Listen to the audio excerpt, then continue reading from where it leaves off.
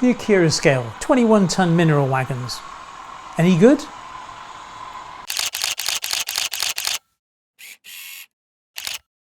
Hi, welcome back to Chadwick Model Railway. I'm Charlie, and in this Chadwick Swift we're going to take a quick look at the Accurascale 21-ton mineral wagons.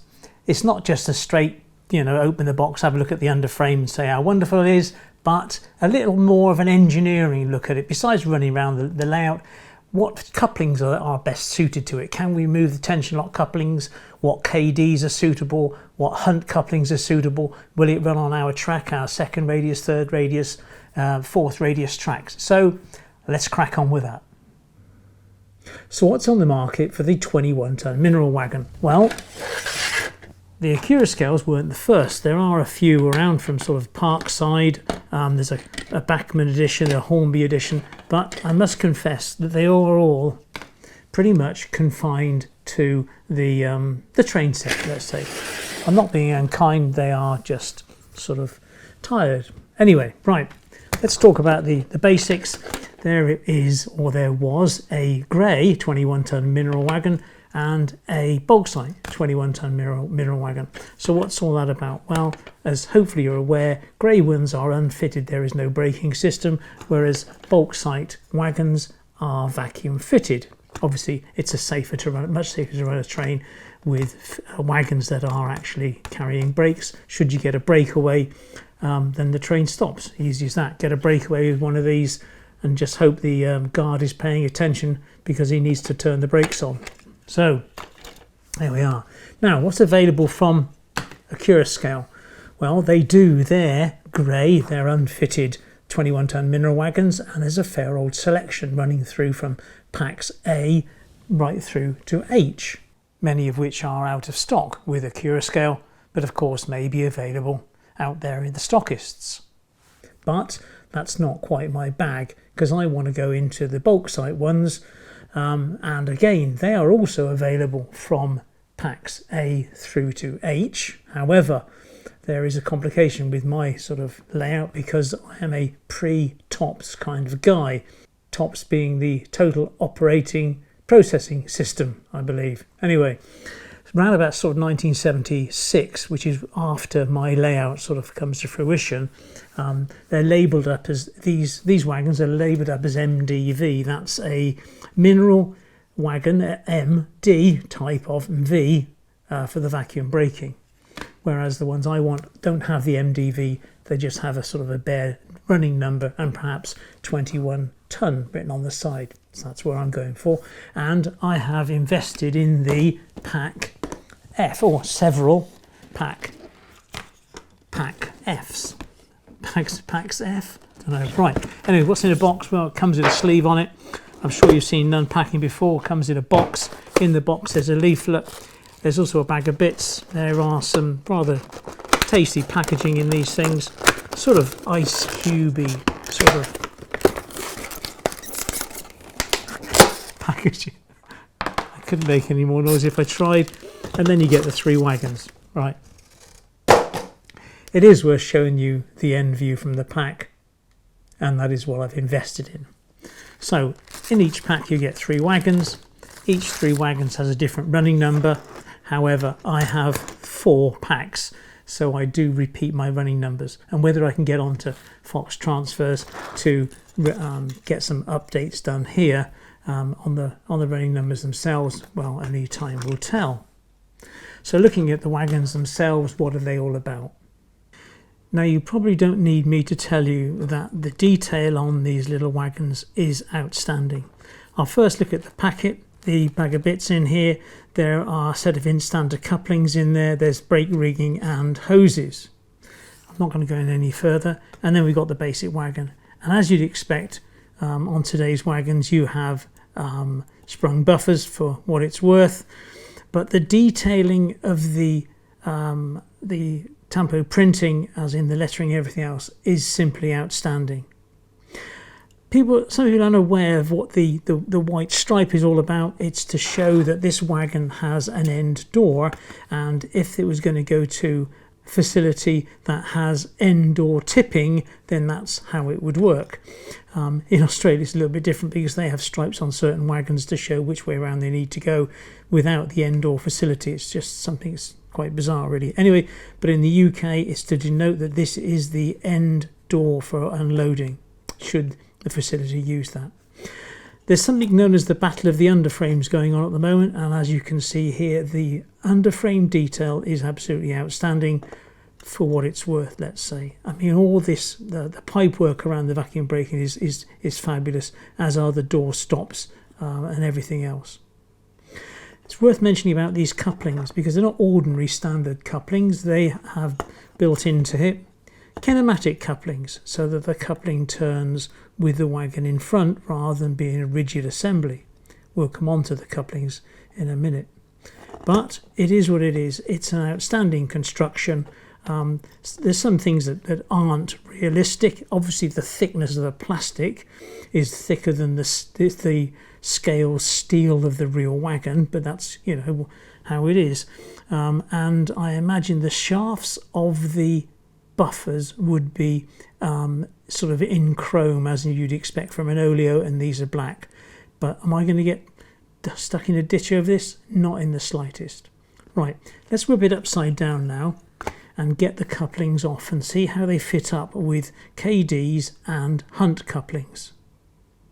Now moving on to couplings, there's two things I'd like to show you. The first one is a Simboa NEM pocket height gauge, and it works by placing it on the rails, and then this pin should locate straight into the NEM pocket as you offer up a wagon.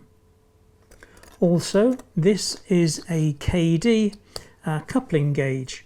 Not only do you figure out if the coupling itself is at the right height, but also that the trip pin is at the right height as well to clear the top of your points.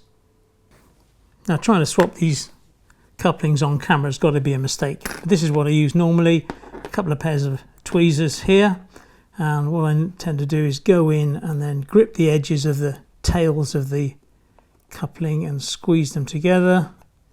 God, there's so much detail on this underframe, it scares me.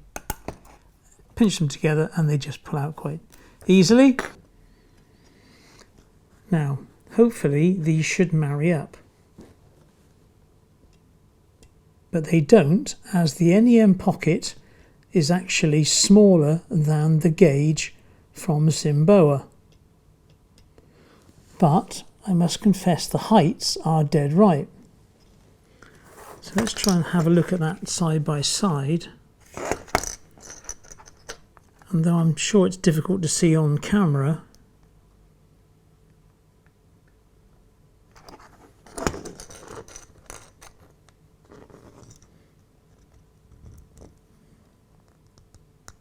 no, it's just very, very tight. Right. So yes, it lines up, but it's an extremely tight fit with the height gauge. So we're good to go. Now, if I fit a Kadee coupling into this NEM pocket, it should line up exactly with the height gauge. So let's try that. And my coupling of choice is going to be a number 18. Why an 18? I just feel it's the right one. When you get used to doing these time and time again, you know what's sort of good to go. I'll fit this and show you my coupling box, in fact. If I can fit this. Yep. I was concerned that because the box was very close to the dimensions of the Simboa height gauge, I did worry whether it was actually too narrow for the coupling to fit, but it doesn't seem to be. The tolerance is just so very, very tight. And now when you offer up the coupling to the gauge, you can see that the heights are absolutely perfect. So Accurascale have got that NEM pocket exactly in the right place. Beautiful. And the way I store my Kadee couplings are in these type of containers from the really right box, I think it is. 17s, 18s, 19s and 20s are the NEM coupling sizes.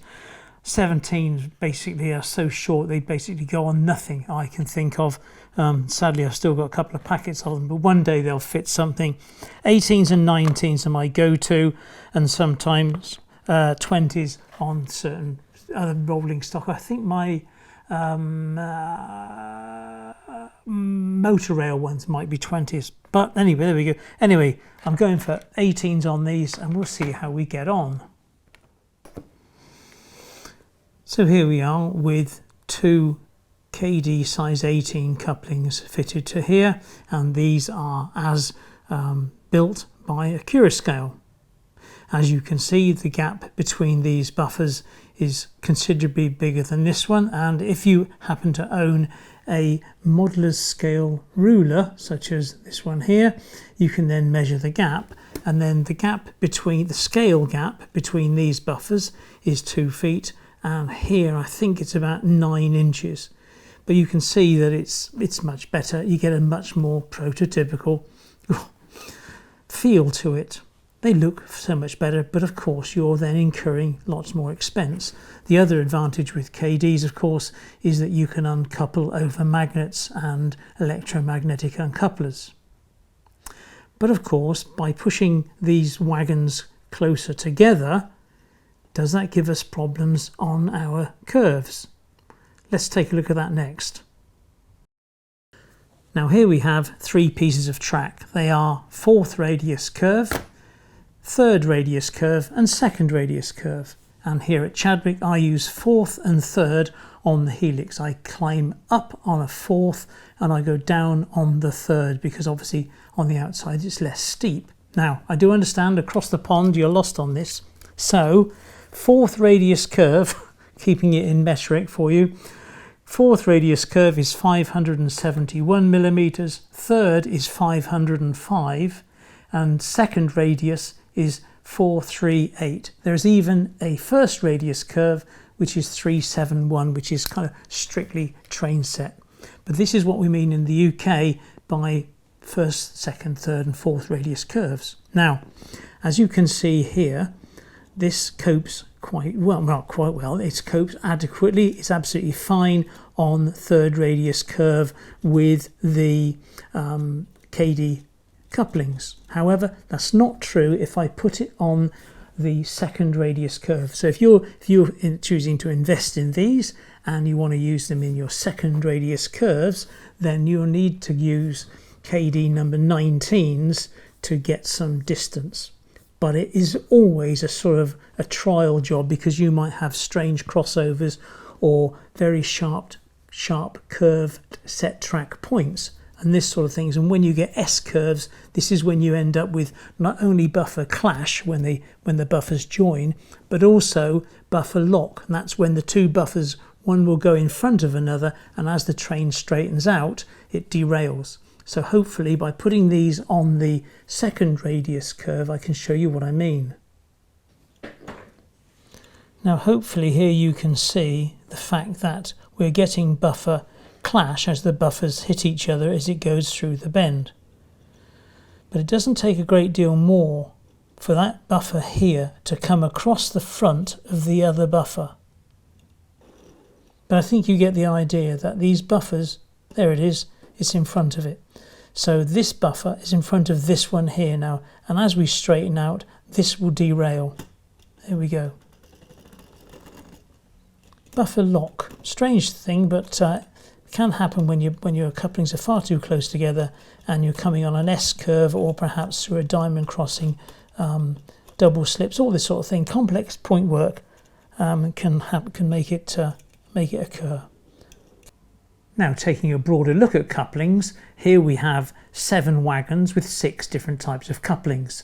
There's some from Shapeways, there's the Kadees, there's 2 lots from Hornby's, 1 from Hunt's and the originals. So let's look at these one at a time. So this is where we started with our original fitting from Accurascale, a standard tension lock coupling. Moving on, we have the Hunt Couplings Elite Extra Close Couplings, and they are considerably closer very similar to that of the Kadees. Moving on again, we have the Buckeye from Hornby. Also from Hornby is their magnetic coupling that looks rather like the vacuum pipes. Next we have the Kadees that we've already seen. And finally, an Instanta type coupling from Shapeways. Beware of postage cost, and these couplings are very brittle. Now looking at them each in turn, we've already seen the Kadees and the standard Accurascale ones, so these are the ones from Hunt Couplings, and I'm sure you've seen most of these before, all rather straightforward and very effective. Which ones have I tried on here? Well, these are the Hunt Couplings Elite Extra Close Couplings.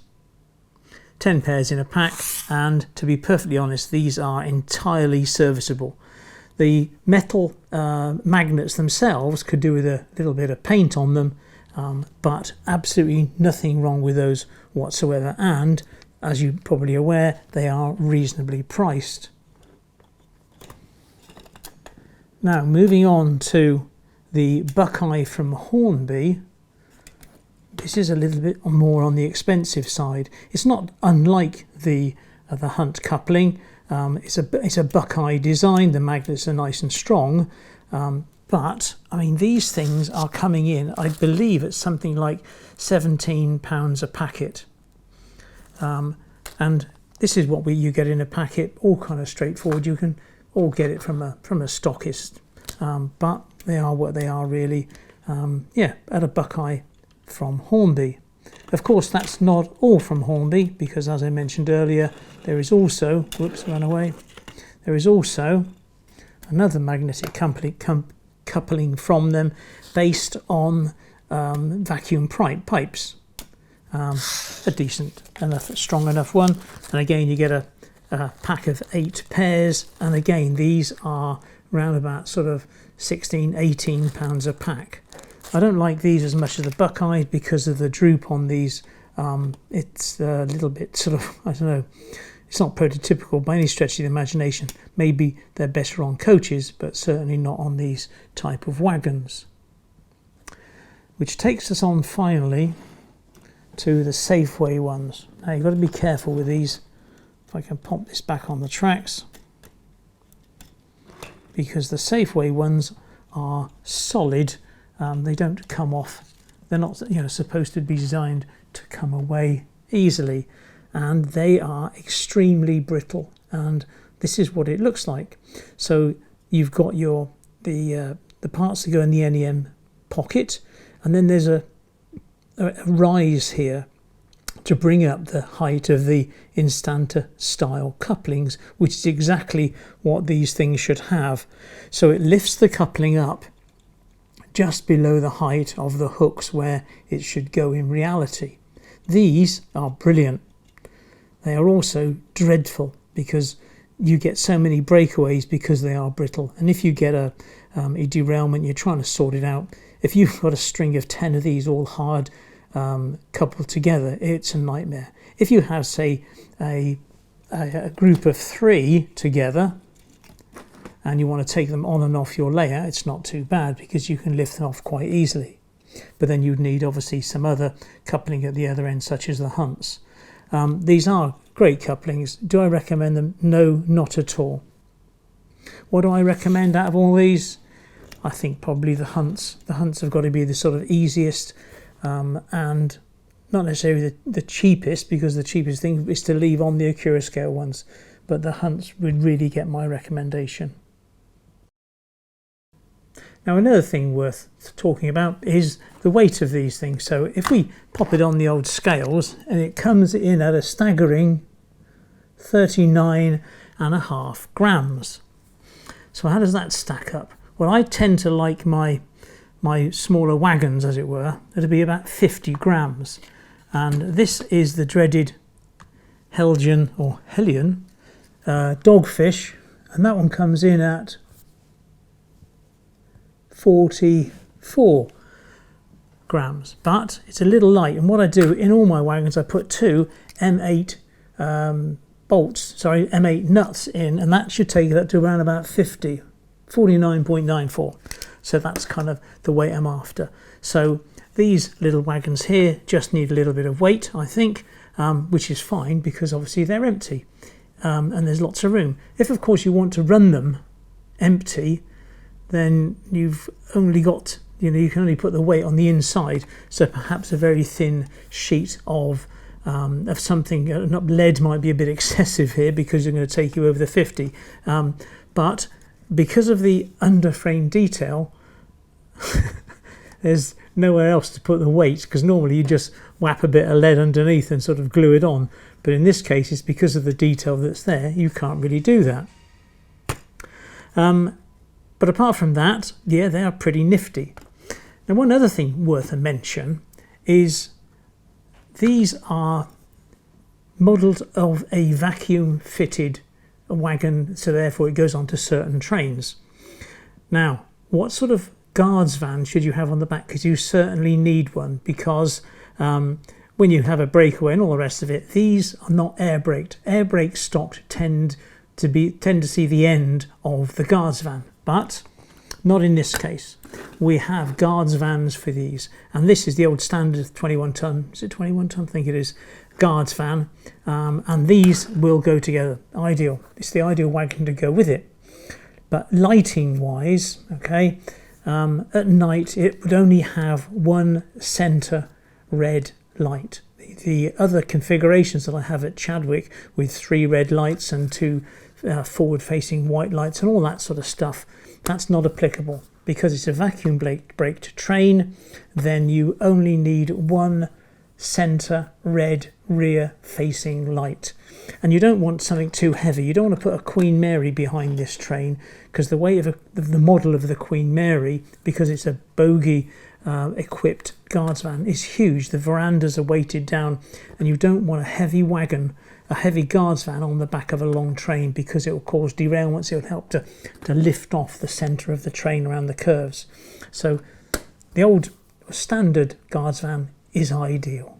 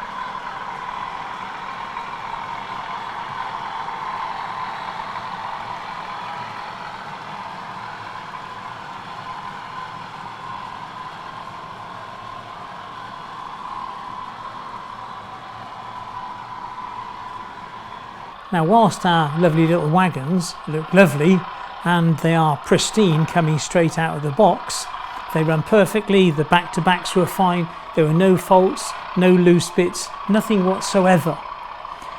But of course, when we turn into sort of reality, then these beautiful 12 wagons need to be sorted out, because the real thing looks nothing like these.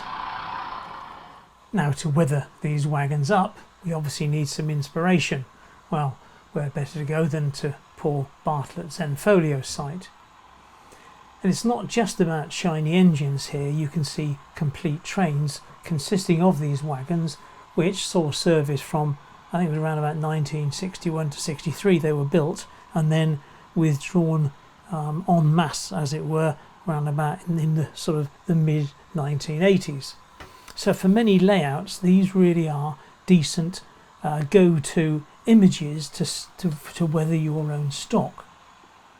Here on the final image, from an unknown photographer, we can see these wagons have some coal loads, and they tend to be in sort of 2 heaps in each wagon. Really good images here to weather up our own stock. Well, there we have it, a Chadwick Swift that once more wasn't very swift, was it? But there we are. Hopefully you've enjoyed it. I was trying to construct a decent review of the Accurascale 21-ton mineral wagon, and hopefully I've achieved that. But more than that, it was taking what was fundamentally, you know, a little plastic wagon and turning it, or helping it to grow into a piece of railway modelling engineering, not just a toy train wagon that trundles around the layout. So by looking into things like changing the couplings for something more suitable for our layouts, bringing the buffers together to give a more realistic look, looking at Paul Bartlett's images for references for weathering, perhaps looking into coal loads, what coal you want to put in there. So this is what we're doing, is changing these things into pieces of engineering, adopting the right loco to pull it, one that's capable of being that provides vacuum braking, a guards van on the back because you'll obviously need one because it's vacuum braked. All these little things that bring our layouts up into an exhibit of railway modelling. There we are. That was a big mouthful, wasn't it? In the meantime then, down below there's a super thanks button now. Ooh, well that's all about. If you want to make a contribution, go down and hit the button. In the meantime, I'd like to thank you for the patrons who make it all possible. There's a subscriber button, and perhaps the least you do is give us a thumbs up. In the meantime, a video here and here. See you next week. Thanks a lot, take care. Bye-bye.